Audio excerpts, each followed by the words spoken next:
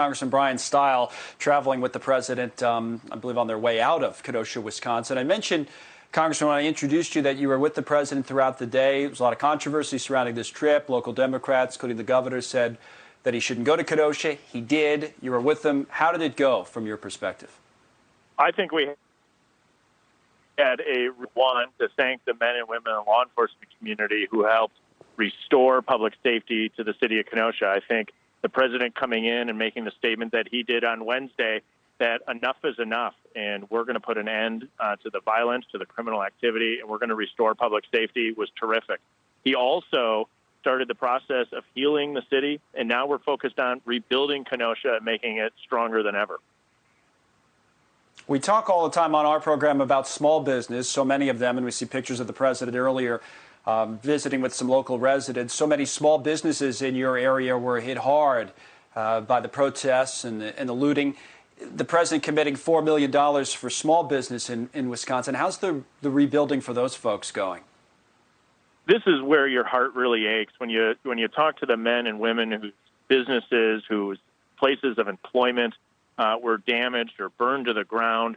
This is what it's going to take to rebuild. The Trump made today to the city of Kenosha begins that process. And then we're going to look to build on that at the state and local level and with the entrepreneurs themselves to rebuild back these businesses, make sure people have jobs to go back to.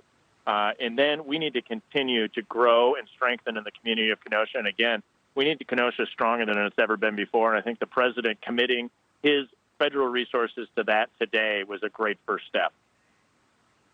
Now, the state of Wisconsin, as we've learned, is so split politically. The area in Kenosha is quite diverse, as I understand it, as well. How, from your own constituents and people you hear from, is the president's message, this law and order message, selling or resonating?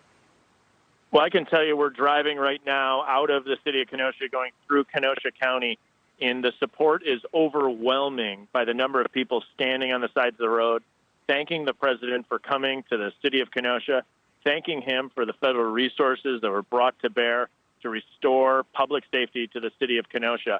I don't think it's political as much as it shows the leadership of making sure that we're getting the resources to our local law enforcement so that they can provide public safety here in the community of Kenosha.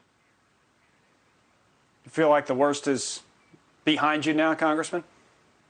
I feel confident that we've restored public safety as of really getting into Wednesday when federal resources came to the city. They heard the president's commitment. The criminal element, I think, has left the city.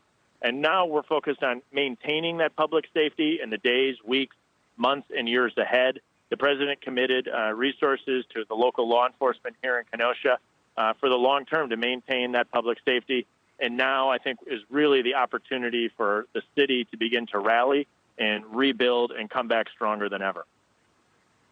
As a final point, Congressman, what would you say about the shooting of Jacob Blake itself? We didn't hear as much about that today. I know Senator Johnson spoke about it. The president didn't meet with the Blake family when he was there. What are your views on now, having had time to think and certainly review the video and do some thinking about what happened there, about what went wrong, what maybe should happen with the officers involved? What's your views on the shooting that led to all these protests? Well, the video is obviously a very difficult video to watch. It's under investigation by the Wisconsin Department of Justice, and what we need to do is get all the facts and then allow justice to follow the facts. That's what's playing out now, and I think justice will ultimately will prevail. Okay. Do you think the officer at this point is enough for arrests to be made, or you're saying we need to wait a little longer on that? I think the key is to let all the facts come out, let the investigation that's being completed by the Wisconsin Department of Justice be completed, and then let justice follow the facts. Right. Let's make sure we have all the facts, and then let justice follow the facts. Congressman Bryan Steil represents Wisconsin and the Kenosha area in the Congress, traveling literally at the moment with the president in the presidential motorcade after a day in Kenosha.